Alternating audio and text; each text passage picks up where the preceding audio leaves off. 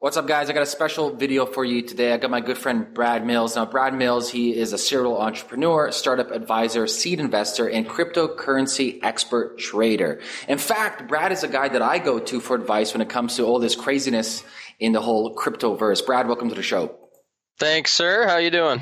Well, I'm pretty good, man. I've been paying close attention to this crypto market and maybe, you and I were talking about this, but maybe upcoming bubble, man. What's your opinion about that? So I think that for sure there's a bubble forming in some of the cryptocurrencies, and I'm not so sure that there's a bubble in Bitcoin. I think that if you look at the growth that Bitcoin had in 2011, when it went from like $1 to like $30, and then popped down to like $2, and then you look at it when it happened again in 2013, it went from like 100 to like 1100 or whatever it was in a matter of a few months, and then it popped and then slowly went down over the next year to like $200. It's been since 2014, it's been slowly growing as the fundamentals have gotten better, and as people started using it more and more, and the network was built. VCs were investing in the infrastructure of cryptocurrency and Bitcoin. $100 million invested over that sort of dormant period from 2014, 2015. And Bitcoin started to grow, and the price was not valued properly for most of 2016 until we started to run up from the $500 up to like $1,000 at the end of 2016. And now we started to see more real fast growth as Bitcoin becomes money in Japan, and big companies are starting to accept Bitcoin, and you see a lot of fundamentals for Bitcoin. So the price is super high right now in Canadian. It's like $4,000, a little bit under, as we had like a $300 correction today. But I don't see that as a bubble yet. If you chart Bitcoin on like a regular linear graph, it looks like it's doing this, right? It looks like it's a straight sort of line up. But if you chart it logarithmically, which sort of compares the relative growth in like a percentage wise, logarithmically, we had a bubble in 2011, we had a bubble in 2013, because the like amount of growth was like 10x, 15x, right, in a matter of a couple of months. If you look at Bitcoin price logarithmically and sort of as a relative price compared to the last all-time high, we're only at about 3x right now from, say, like 6 months, right? So, and I'm just sort of using loose numbers, so if I'm getting these numbers wrong, don't hate me. But I think $10,000 of Bitcoin, that's bubble territory for Bitcoin. If we were at 10,000 right now, or if we instantly see a run up to 10,000, I mean, we're going to see a price correction probably down to like 1,200 or so. But so Bitcoin itself right now, I don't see as a bubble. Now we got other cryptocurrencies, Ethereum, ICOs, Ripple. Like we're seeing hockey stick growth for the entire cryptocurrency market. What was it, 20 billion or something at the beginning of 2017? Was it 20 billion or 40 billion or whatever? I don't know. But we're up to like 110 billion today. Mm-hmm. In the matter of like 3 months, we've seen insane money come into the space, but even more insane growth. So it has to be a bubble forming in cryptocurrency in general. So it's just a matter of finding out like how big is this bubble? Can we sustain this kind of price growth, and when is it going to pop? That's kind of like what my, that keeps me up at night as a portfolio manager, managing my own and some friends and family money, and also as a fund sort of manager for Alphabet. We kind of have to try to stay ahead of the game by at least 2 weeks. So that's the big question, is like, when is this going to pop or correct? And how strong is it going to be? And what type of risk can you afford to take to expose yourself to the insane gains that have been in this cryptocurrency bull market since the beginning of 2016? What's the reward there? The reward is obviously bananas. Like the amount of money being made right now by just random people who are just throwing their money at. Oh, I saw that post you made. It's like some 15-year-old kid making millions of dollars in India. Excuse me. Yeah, this kid, he's a 19-year-old kid, and he's kind of like a young hustler, He's the sort of like, if you would think that back to like, the 1980s futures boom and even the turn of the century 1900 stock market booms and the tech bubble in 2000, like now cryptocurrency is sort of experiencing that same crazy like FOMO and everybody's making money, but now it's like random kids on the internet that are making all this money. It's not like Wall Street brokers, it's like random kids that have access to a computer and a cell phone. Well, theoretically on the blockchain they have value, but when it comes to real world application and liquidity of it and purchasing power of it, it's not the same. Yes. Yeah, like it's paper profits right now. Yes. Like this kid in India, because of regulations over there, he's only allowed to take out $2,000 a month from his bank account, but he's worth like $10 million on paper right now. Let's say the bubble pops tomorrow, and then it goes down to whatever. But I mean, like let's say the bubble pops. I really don't see it's going to be like a pop to zero. I think it's going to be a pop to like maybe like 80% loss, which is insane. Like it's very, very high. Well, let's reverse. What are some telltale signs of a bubble approaching? For me, what I like to use as my bubble sort of indicator is the sentiment. So I like to watch, and I'm kind of in an echo chamber because I'm so heavily involved in the space. So most of my news and most of my information coming at me is cryptocurrency related. So I see people tweeting about like what ICOs they want to buy when they're totally have nothing to do with investing. They have no previous experience with managing money. They're just kind of like seeing all this hype and all this news, and they're like now buying ICOs. And when I see people tweeting about like, Ethereum is the new Bitcoin. Bitcoin's dumb. What a dumb name. And then the next day they post, and they can't even spell Ethereum, right? Like they're spelling it Ethrym. I had some guy message me. He's like, "Yo, do you know where I can get some Ethereum?" I'm like, "Yeah, sure. Let me know as well." Yeah. So these guys are tweeting about, I just 2x'd my money on Ethereum and, Bitcoin, and they're spelling it like two words, like Bitcoin. And they're like, it's so dumb. The CEO of Bitcoin can't even make up his mind about which algorithm to use. Like people just don't know anything about the space, but they're making all this money. Like that to me sort of like screams bubble. Mm-hmm. But there's a couple of indicators like that I'm confused about, which, like if you look at Google Trends, the searches for Bitcoin have actually like overtaken the searches for Justin Bieber. Yeah, I saw that, yeah. So like that is kind of like an indicator, but I reconcile that on the other side by thinking that, Justin Bieber's not that popular anymore, so it's okay. You don't say no. No, but I see it like, the Google search volume overtaking Bitcoin or Justin Bieber for Bitcoin, you start to see like Bitcoin be quoted beside gold and oil and the S&P 500 and, in like major newspapers, and like CNBC recommending buy Bitcoin for a hedge against volatility. And all of these sort of mainstream news sources are starting to quote Bitcoin. Like there's a Bitcoin ticker on the Bloomberg terminals now. And so to me, like when I see the public so interested in Bitcoin, I'm coming from a time when 2011, like, it's very early and you got to be like super nerd to be even like mining Bitcoin or whatever. So when you start hearing your grandmother talk about Bitcoin back then, it's like, okay, I'm in the space. So obviously people are going to talk to me about Bitcoin, and I'm going to hear more about Bitcoin because people are sharing it with me because I'm in the space. So I don't really know if I'm just kind of being oversensitive to all this news that's coming at me about Bitcoin and Ethereum because I'm in the space and everybody knows to like throw that at me.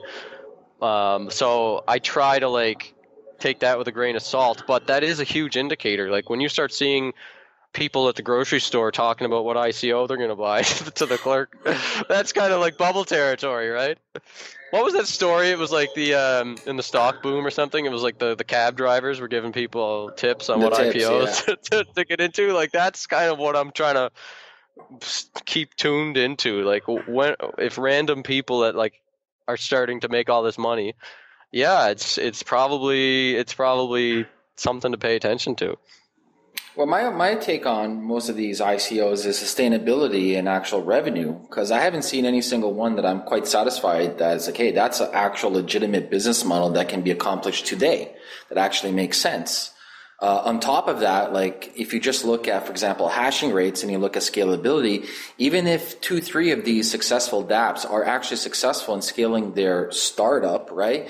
Ethereum or EVM was shut down. It would be bogged down completely. Well, today the Bancor ICO is happening, and the whole entire Ethereum blockchain is like blocked up and locked. There you go. And this is the second time, because we had, which is the one, BAT, basic attention. Yeah, basic attention token last week or 2 weeks ago. Yeah, they shut down EVM as well. Yeah, so like, I don't, you know what, I'm not 100% as knowledgeable on the Ethereum sort of like scalability conversation as I probably should be, but what I'm seeing is like 90% of all the traffic on Ethereum is to do with buying ICOs. Mm-hmm. And there's like maybe 1% of the traffic on Ethereum is actual like users using it for the decentralized apps that are supposed to be like what Ethereum is used for. So the Ethereum token is supposed to be fuel for dApps and smart contracts, but it's overwhelmingly just being used as like an ICO gateway, right? And the blockchain can't even keep up with the demand for that. So I don't see how Ethereum scales to the point where it's going to be able to handle all of these dApps that are being all this money is being raised on Ethereum, and they're supposed to be running their traffic through Ethereum, like world supercomputers and decentralized prediction markets, and like that's going to be a lot of transactions. Yeah. And once they start coming online, I don't know how the Ethereum blockchain is even going to deal with that, because it can't even deal with the demand from people trying to buy the ICO. Mm-hmm. So if it's 180 gigabytes right now, the blockchain, it's bigger than the Bitcoin blockchain. It's I don't see how it scales, but I mean, you're so much more connected to that space than me. So why don't you tell me if you see how it scales? Well, scalability is not going to happen until they figure out their proof of stake with sharding and mesh network, but that's just theoretical on paper. How would that even work? Like sharding for Ethereum, like how's that going to? They literally want to break apart a block and distribute it. So is that a way to like scale down transaction volume or something? I thought sharding was like a way to anonymize data. From brief. No, that too. But the whole idea is they want to break apart a block and distribute it among all the nodes and the miners who are staking their ether into a mesh network too. So the major things in POS and Casper is sharding and mesh. So they shard the blocks so that it's not as much. Everybody doesn't have to like. Proof of and then there's another thing they want to do. They want to add snarks. So what Zcash is doing on top of that. Oh my God! Okay. Yeah, so there's a lot of things in the pipeline. On paper, is like hallelujah. If this is accomplished, like yay, it's amazing. But you know, like anything in life, there's obviously going to be roadblocks. There's going to be bugs. There's going to be hurdles. There's going to be failures. So there's going to be a lot of issues before this is actually successful. I like how Andres Antonopoulos states, like, I love that Ethereum's here so they can be testing everything for us, for other people can learn from, which is great. And this is one of my kind of beefs towards like Bitcoin Maximus. I'm like, you guys are kind of like oxymoronic oxymoronic in the fact that technology should be pushed. Technology should fail. Technology should be pushed as much as it can and crash as much as it can so other people can learn from it, and then we can build on top of it. So, you know, my issue right now with Ethereum is, scalability. It's not there yet. They're working on it. When are they going to roll out with it? Honestly, I don't know. I have no idea. As well as also, let's talk about price. So, you know, Ethereum, what's it at? Like almost like $400 right now, American. Let's say the price does go to 50% of that, to 200 overnight. How many of these ICOs do you think are going to start liquidating to fiat? Oh man, that's one of the other things that I'm trying to like gauge for, like looking into the future on my portfolio, because even though I'm not as heavy into Ethereum as a lot of other people are. Oh, NXT is taken off. All right.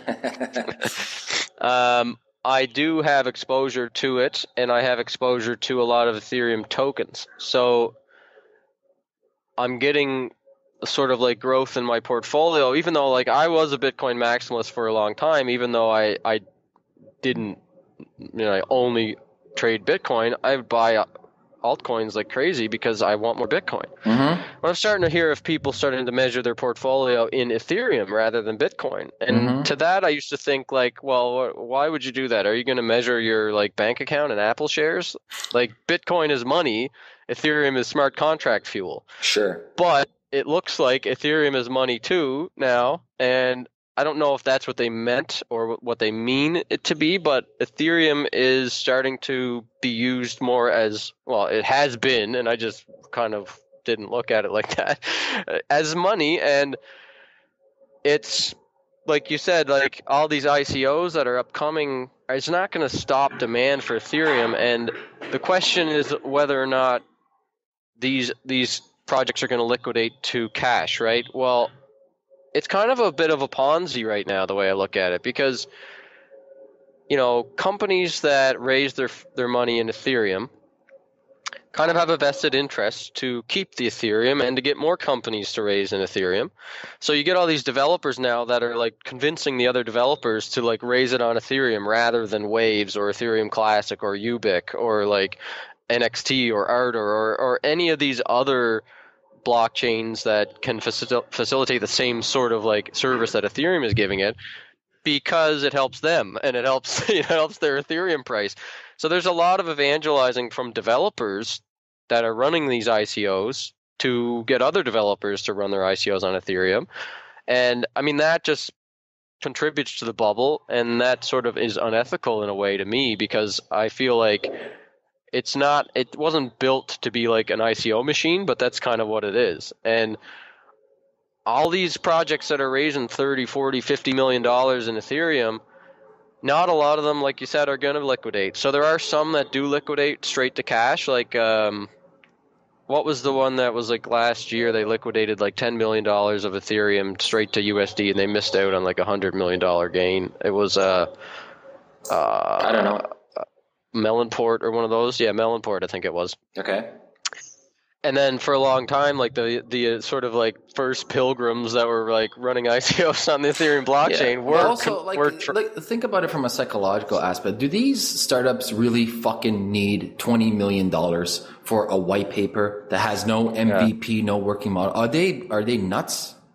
See, you know what I look at it, and I don't know if they're doing it like this, but the way I look at it is that if you raise $20 million for your ICO, you're going to spend a bit of money on development, marketing, whatever, like the normal business expenses.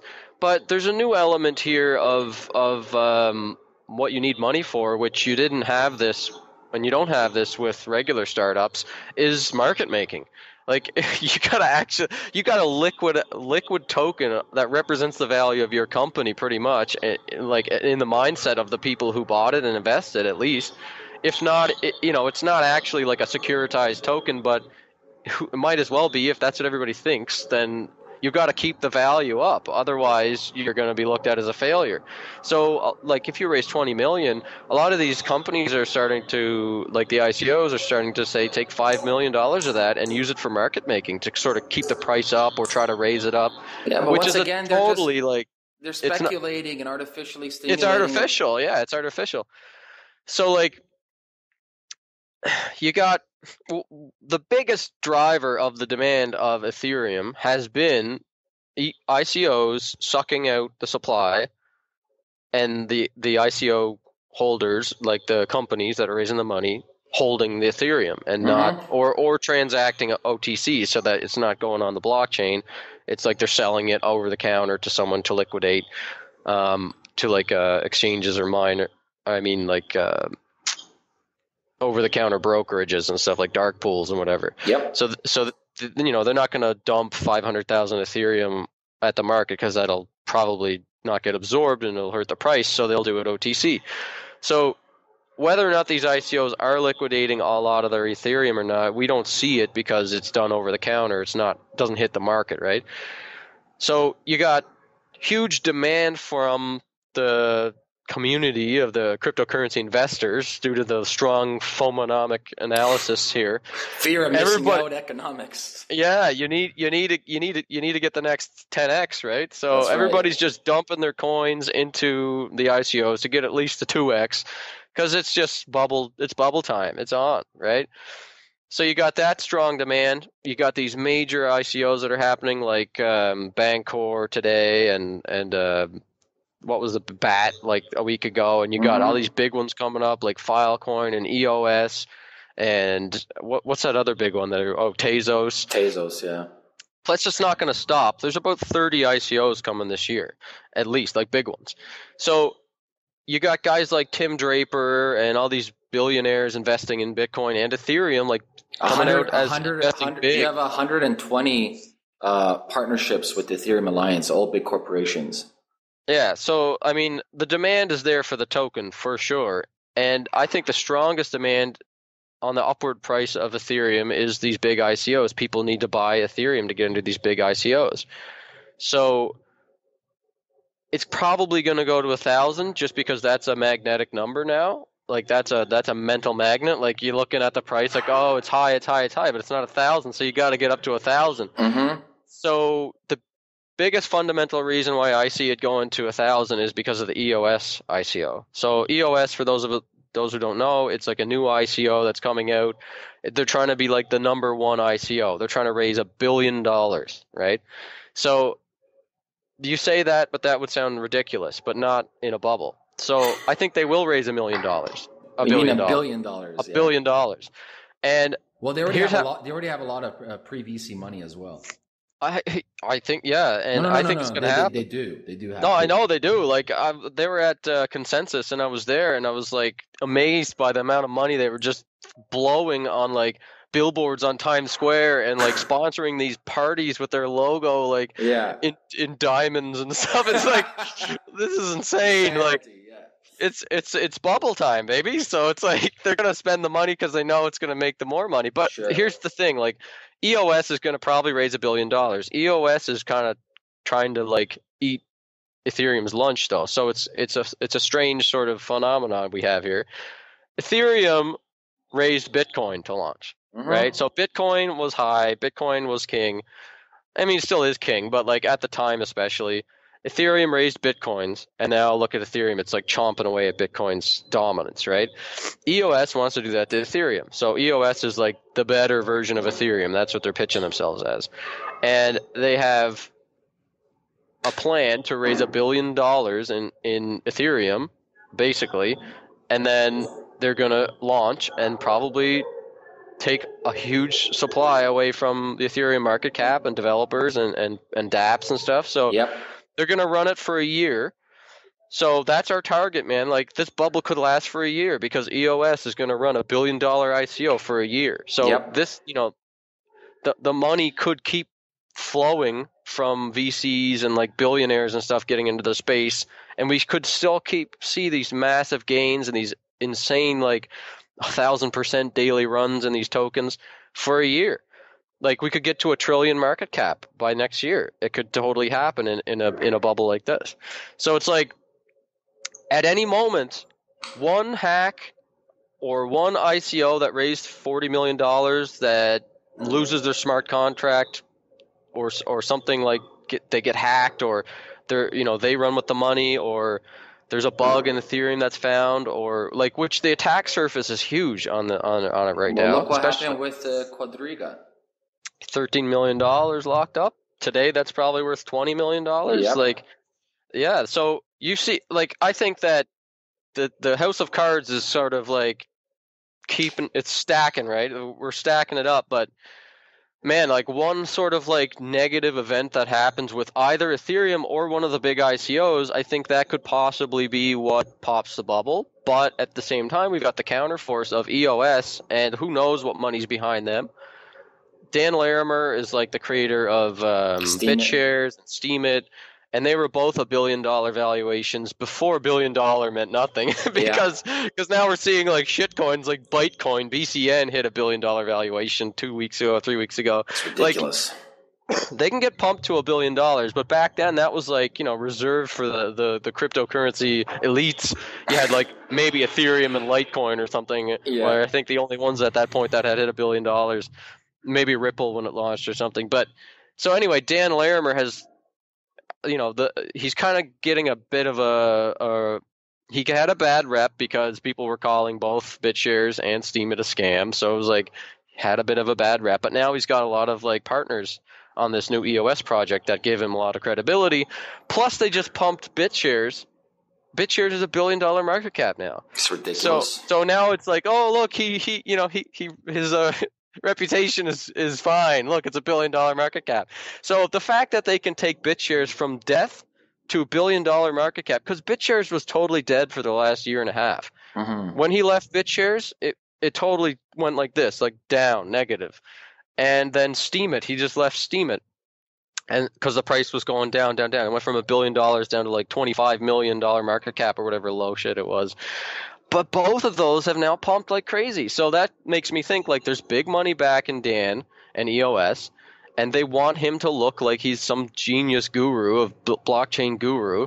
So they've, I don't know if this is what really happened, but look, he announces EOS. They start advertising it on Times Square and getting billboards and everything. A week later, BitShares, which he's not even really a part of anymore, pumps to $1 billion market cap. To me, that's foreshadowing what they're going to do with EOS. Mm-hmm. So I do think that EOS is going to be able to raise $1 billion, but I don't think they're going to get $1 billion of cash. They're going to get $1 billion in Ethereum. And how are they going to do that?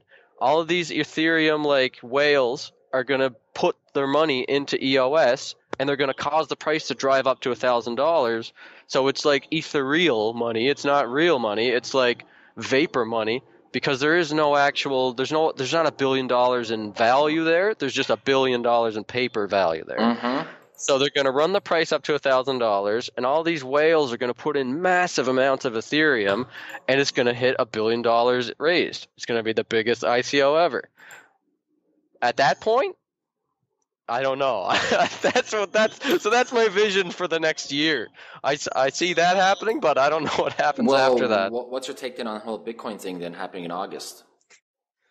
Oh man, I'm going back to my turtle sort of strategy that I think I was in 2014 to 2016.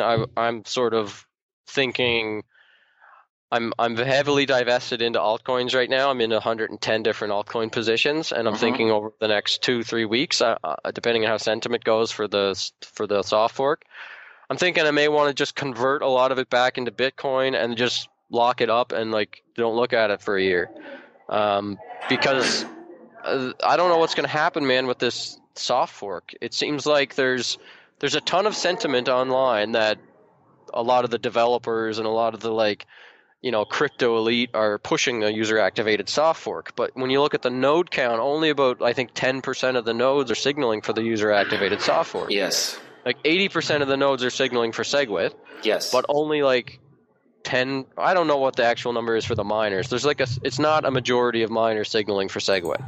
So we've got 3 camps here that are trying to push their agenda. Before it was only 2 camps. Before it was like the Bitcoin Unlimited guys and the SegWit team. Now it's like Bitcoin Unlimited, SegWit, plus this Barry Silbert contingency of the SegWit 2 megabyte. So it's like there's 3 separate groups now. And the Bitcoin core block developers are for the most part against bigger blocks, and they're for just a straight SegWit, but they're accepting, they're okay with a SegWit user-activated software. Let's pull up. They have the Google Doc sheet. Where was it? Bitcoin. Maybe I can pull it up. Bitcoin wiki SegWit. I don't know. Let me Google it. I just looked at it the other day. It was majority of the developers were for SegWit, but they were acceptable on software. So BIP 141, everybody prefers. Literally the whole core team, almost every, right. and some people not from the core team all prefer BIP 141. Then BIP 148. That's the user-activated software. Exactly. It's acceptable. It's a mix of acceptable and wanting with a mixture in a bunch of no's. Yeah. And then you got BIP 149, which is acceptable. And then you got SegWit 2 megabytes, and then co-op, which is the Barry agreement, which almost everyone's saying no. Yeah.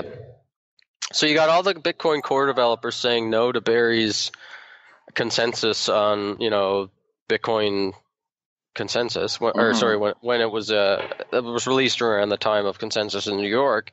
said that he spoke with a lot of major companies, and there was an agreement that they're going to do SegWit 2 megabyte. But I spoke with a couple of core developers at Consensus, and they're telling me that the code's not ready for that. And when I spoke to Rootstock, the guys from Rootstock, they said that they were going to sort of take the lead on the coding for implementing the SegWit 2 megabyte hard fork. Okay. So they said that they were going to handle that, but then I spoke with some core developers, and they were telling me that they don't think Rootstock can handle that, and there is no code available to review right now. So that's when they started pushing the user-activated soft fork August 1st deadline. Was basically after the Barry Silbert sort of announcement. I mean, user-activated soft fork was kind of like a rumbling before then, but now it's like Flag Day is August 1st. Let's do it. But still only 10% of the nodes are signaling for that because I think it causes a lot of fear. Like for me, Yes. I'm supportive of Bitcoin. I see Roger Ver's sort of like passionate side about why he wants to see on-chain transactions scale. He's very like voluntarist, sort of like libertarian, anti like censorship, which Bitcoin was created for, to be able to send money to anybody without anyone getting in the way, without any sort of privacy conflicts or whatever. So when you have a company like Blockstream who sponsors a lot of the core developers, maybe like they think there's ties to banks and stuff there, and that's why they want to push Lightning Network, is so that they can have centralized off-chain transactions. And Roger Ver and like guys like Calvin Ayre that from Bodog and Jihan Wu and all those guys that are on the bigger block side don't want to see off-chain transactions because they think that it'll lead to censorship and like surveillance. Mm-hmm. But the Blockstream guys and the guys from the Lightning Network, I talked to them at Consensus as well, and I asked them, like, are these concerns like valid? Like, if you have because the way that the Lightning Networks work is that you have like the Bitcoin chain, right? Yep. And then you have side sort of channels Side chains, where Bitcoin goes off the main chain, and then you have side channels between two parties that can run chains or more than two parties. Well, that's how Rootstock is too.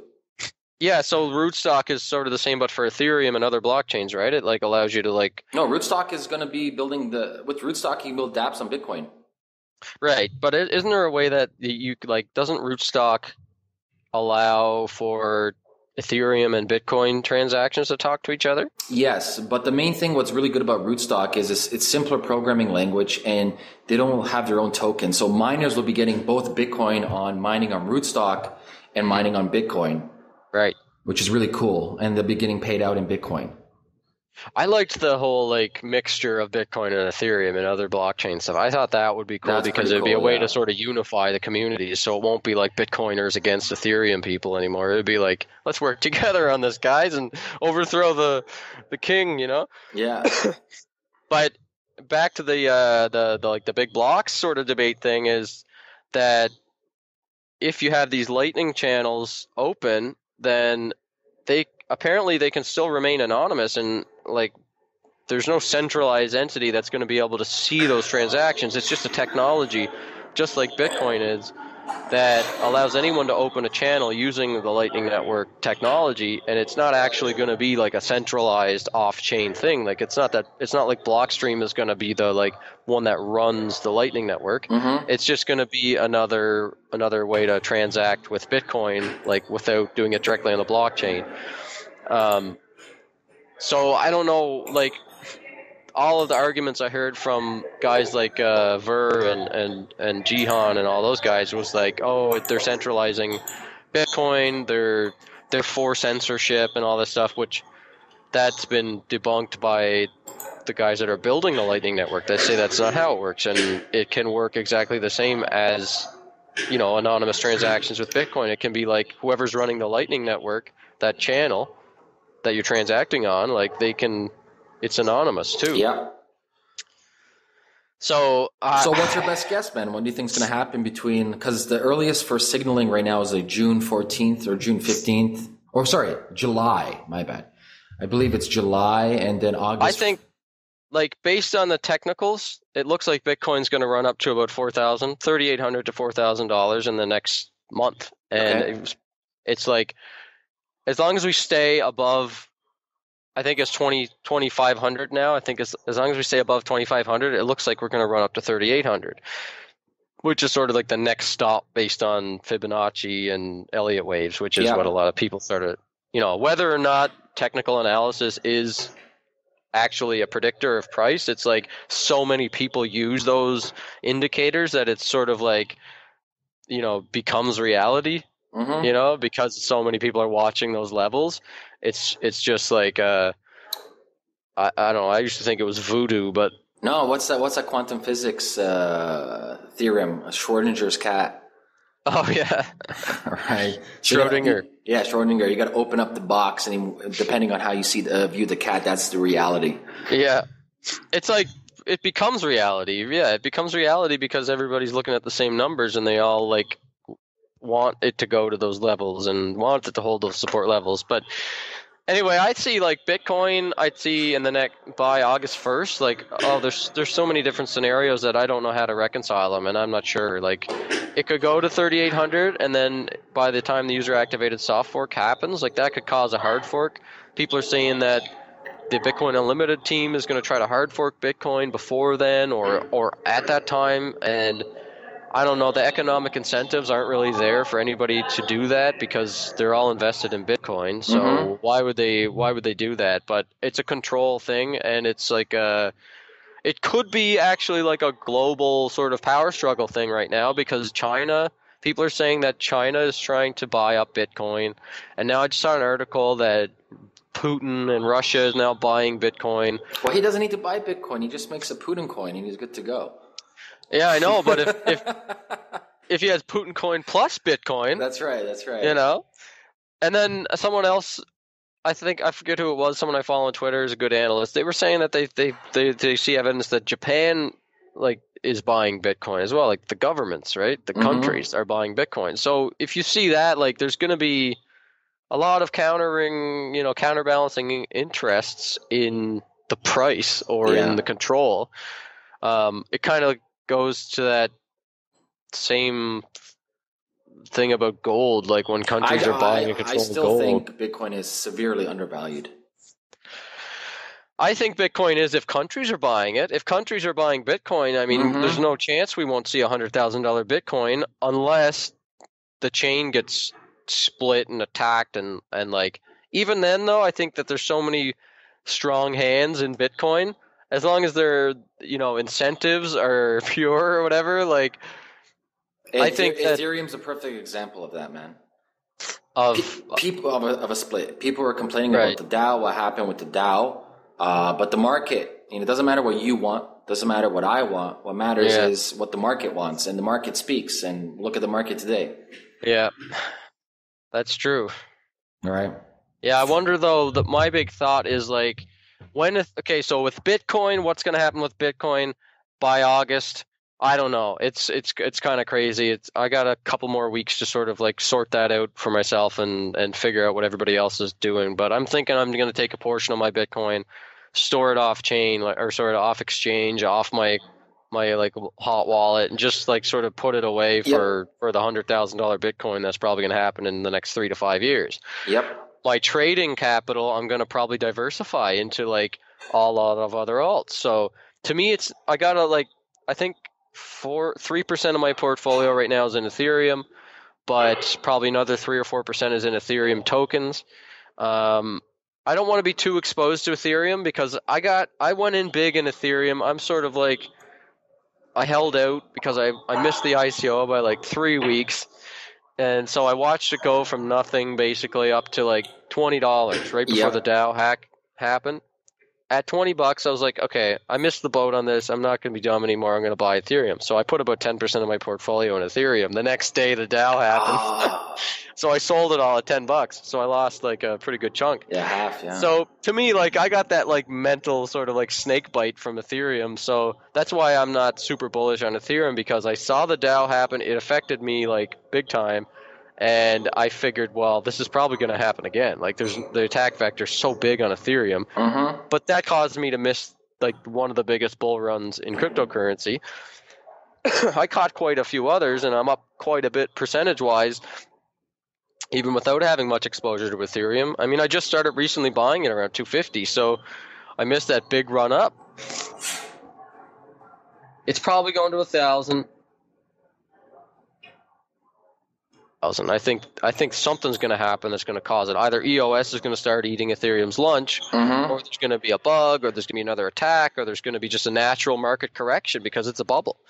So it's going to be it's a market cycle. It's based on emotions, and like greed is the one that's driving it right now, and soon fear is going to be the one that's driving it, because as soon as you get too many participants that hold a lot of the supply, like all of these like you going back to when you said like all these startups raising like $50 million, like what the hell do they need that much money for? Like these guys are like, for a lot of it, their white paper is just like a marketing pitch. Like there's not much to a lot of these ICOs. Like they couldn't build a business if their life depended on it, man. I've spoken to a bunch of these ICO founders. It befuddles me. I'm like, you guys are gonna run a business? Well, fucking good luck with that. Yeah, they're like. I was talking to Michael Turpin about it recently. He gets pitched ICOs all the time. People wanting him to write. Michael Turpin's from the Bit Angels, and he also has a PR firm that does most of the PR for a lot of the big ICOs, gets them in Reuters and stuff like that. And he turns down so many people that come to him with like, I want to do an ICO for my dog walking business. And he's from the tech bubble world, so like he knows a lot of the tech bubble guys, and like they're all getting into cryptocurrency. They're all trying to ICO their business, and their business is like nothing to do with technology or cryptocurrency. So he tells them all like, no, go on. This is not for you. But the other day I just saw something, Primal Token ICO, where they've tokenized their co-working fucking place. Yeah. Primal, like a lot of these tokens, like their basic model is that they're kind of going to just like use the profits that they make to buy back the tokens, and that's going to make the token go up in value. It's ridiculous. Which is a silly model, but like it works. And it's one thing that I really like Vitalik. Two things I like. So a couple of days ago, 2 days ago, he released a statement about ICOs and the model for distribution of tokens, etc., and named the DApps. Also, another issue I see in the space, and Vitalik, he mentioned this on Twitter, I think like a week or 2 weeks ago, is like, we literally are running out of talent. We don't have intellectual developers. We don't have researchers. We don't have academics. Money is outpacing the actual talent in the space. And it's like because our businesses, we train devs. Like hold on one sec. Yeah. Bancor multi-signature contract holds $150 million in Ethereum tokens right now. Just totally insane. Just blows away anything previous. ENS has 500 million, I think.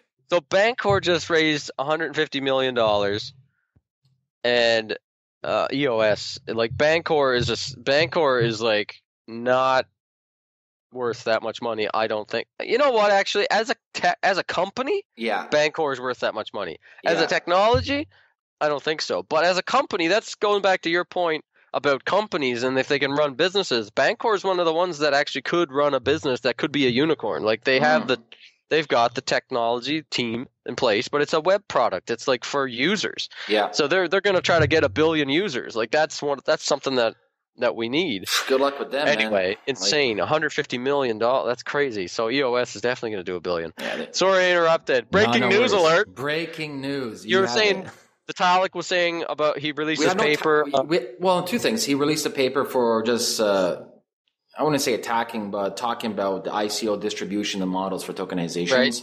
And also he was mentioning on Twitter the fact that we have very limited talent in the space. Very limited developers, very limited researchers, very limited academics, which is true. Like, for example, Block Geeks, our job is to train devs, whether it's Ethereum dev, Bitcoin dev, etc.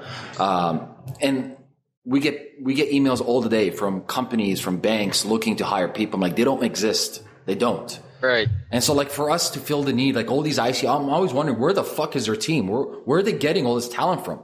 Yeah. Yeah. I mean, I guess I think I read from Needham or it wasn't Needham, it was Cambridge did a study recently about the space and the different metrics in the space. And this was about 3 months ago. And I think there was only about 2,000 jobs in the blockchain space right now. That's nothing. So we've got a lot of room to grow. which could support the bubble, which could even make it not So a bubble. so BlockGeeks is supporting the bubble by training people. You're training the bubble to grow bigger, man. You're inflating the bubble. No, we have a test at the end when you graduate as a Solidity developer. It's like it's a bubble test. How much are you going to raise in your ICO? Is that what your test is? Yeah. Are you going to do an ICO? Yes. Oh, you failed automatically. Yeah, there's a lot of silly ICOs happening. There's a lot of I think that's what so that makes me think that, kind of going back to that point about what's going to happen after 1,000, I don't think there's going to be a lot of strong hands. Like these guys that are kind of raising all this money, they're purely doing it for money. They're doing it for only money. And when the price starts to teeter and falter, and then that's when the fear takes over. Right now it's greed that's driving this price. But when the fear starts, when the bull market comes to an end and there's not enough buyers to soak up all this supply that's going to be there, when people are starting to sell their Ethereum to pay their bills and to do their marketing and whatever, and it's not going to get soaked up, or if a hack happens or whatever, whether it's a sort of act of God that sort of happens that hacks or whatever, or if it's just the natural market dynamics of supply, demand, greed, fear. When fear starts to take over, I don't think a lot of these guys that are controlling the wallets for these ICOs are going to be I'm going to hold all the way down to $50. I think they're going to be dumping on the way down because that's, that was their cash cow. So it's probably going to go to Bitcoin. It's probably going to go to maybe Litecoin or Ethereum Classic or Ubiq or one of these other ones maybe Monero. Yeah, but I don't know. That's just a thought, but it could hold the value because you got a lot of enterprises and VCs and strong hands holding the Ethereum as well. But then you've got EOS, which is trying to defeat Ethereum. So you're going to have EOS I see as basically the Jihan Wu, Roger Ver, Bitcoin Unlimited version of the debate for smart contracts. It's they think, and Eternity is another one. They raised $60 million in Ethereum, and they just finished their second crowd sale, and they want to be Ethereum 3, a Bitcoin 3.0 or Ethereum 2.0. So you got a lot of these smart contract platform competitors. Then you got Ethereum Classic, which is supported by IOHK and Charles Hoskinson and Barry Silbert. And a lot of people credit Barry Silbert for taking Bitcoin from $500 to $1,500 because of the Bitcoin Investment Trust. And now you got the Bitcoin Investment Trust trading at the equivalent value of $4,800 US right now because people can get it for their 401ks or whatever by buying GBTC. He supports Ethereum Classic for his Ethereum Trust. So people can buy the Ethereum Trust for their retirement funds and whatever. And so Barry Silbert has a lot of sway and power and influence. He's put his weight behind Ethereum Classic. So you're starting to see IOHK and Charles Hoskinson recruiting developers to develop on Ethereum Classic, and everything ERC20 tokens and everything works on Ethereum Classic that works on Ethereum. And if they switch over to POS, then all the proof of work miners are going to switch over to probably Ethereum Classic because they're going to stay proof of work. So you do have these Ethereum is the monster right now in that space, but EOS, Ethereum Classic, you got a lot of other motives there to sort of eat Ethereum's lunch. And if you're an investor and you're in the smart contract space, I mean, to me, good buy right now, Ethereum Classic, Ubiq.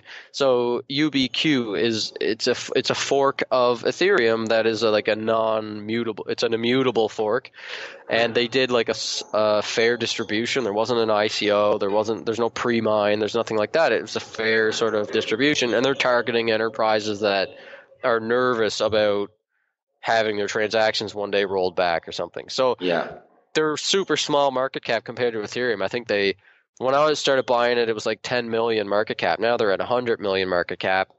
And I mean, it's one of the next sort of, if you like Ethereum, you're going to go down. Their hash power on that network hit an all-time high recently. So, I mean, it's got some fundamentals behind it. And they're a Canadian team too. So you got to like that. That's good. So anyway, I think when Ethereum, to me, it's a waterfall, right? So it's it went from fiat and gold to Bitcoin. And now it's going from Bitcoin to Ethereum. and then it's going to go to Ethereum Classic and Ubiq and everything. And eventually the bottom is the shit coins. It's like Solar Coin and all Paycoin and whatever, all these crappy little like nothing coins that are $500,000 market cap. As an investor, like, put a little bit of money in those and you're probably going to make money until the bubble pops, because they go up like 20x, 30x, like insane sort of money to be had in this sort of like scooping the bucket from wherever the water's falling from this giant waterfall we've got here. People are making so much money with Bitcoin, Ethereum, and everything that they're gonna divest into these other things. You're gonna make money until the bubble bursts. Sounds like trickle down economics. Oh, trickle down. How's the trickle down economics theory work? Money goes on the top, it goes to the bottom.